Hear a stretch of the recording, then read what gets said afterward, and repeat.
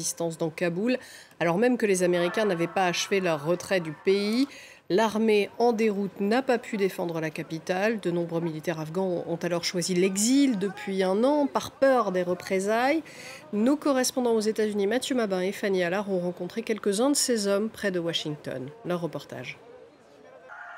Un peu moins d'un an après son exil forcé, Sayed Samiullah apprivoise toujours son pays d'accueil. À 28 ans, l'ancien officier des forces spéciales afghanes jure qu'il était prêt à mourir pour son pays et pour son chef. L'ex-lieutenant était l'aide de camp du chef d'état-major des armées, et donc au premier rang pour voir tomber Kaboul, le 15 août 2021. Ça c'est moi, et ça c'est le général Alizé. Le 15 août 2021, quand Kaboul est tombé, nous étions au ministère de la Défense.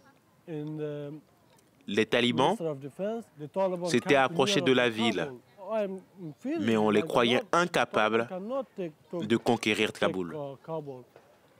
Mais quand le président Ashraf Ghani s'est enfui, alors tout a changé.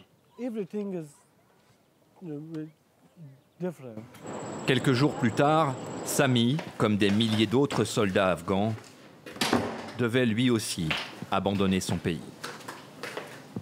Quand je regarde ces images, je me souviens que je n'aurais jamais imaginé qu'on puisse se retrouver dans une telle situation.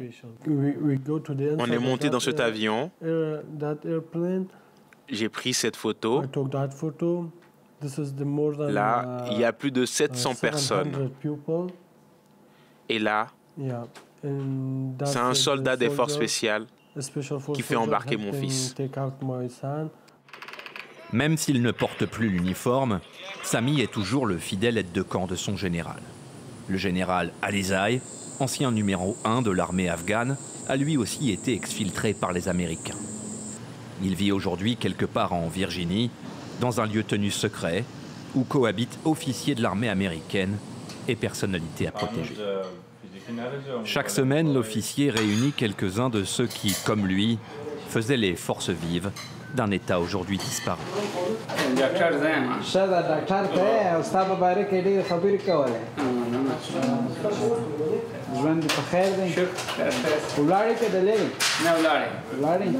Officiers des forces spéciales, magistrats, fonctionnaires ou diplomates planifient ici les bases de la reconquête. Mais pour ce général de 37 ans, il faudra d'abord s'affranchir des erreurs du passé. Fort de mon statut de général, j'ai insisté pour que nous instaurions la loi martiale. Mais notre interlocuteur était un général 2 étoiles américain qui était responsable de l'Afghanistan. Et donc c'est avec lui que nous devions décider de l'instauration de la loi martiale. Et sa réponse a été non. Sur ces images, le général Alizai, de dos, échange avec le général américain en question. Quelques jours plus tard, sa photo fera le tour du monde. Il sera le dernier soldat américain à quitter l'Afghanistan après 20 ans de guerre. Nous sommes en relation étroite avec des membres de l'administration américaine qui réfléchissent avec nous à la politique afghane de demain. Nous cherchons également d'autres soutiens pour transformer notre projet en réalité, pour rassembler la jeune génération d'Afghanistan et créer un parti solide pour l'avenir.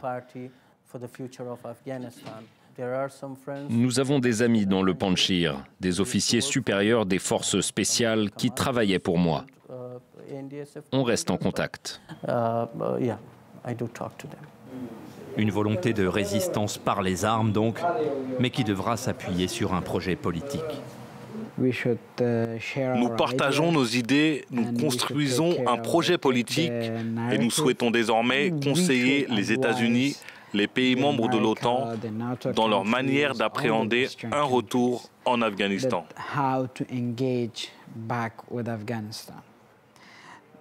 Pas de la même manière que ce qui a été fait en 2001. Ça ne marche plus. Durant 20 ans, des Américains ont tenté de construire une démocratie en Afghanistan. Ironie de l'histoire, aujourd'hui c'est une nouvelle génération d'Afghans qui rêvent l'avenir de ce pays, depuis les États-Unis. L'Iran a attendu 4 jours pour réagir à l'attaque de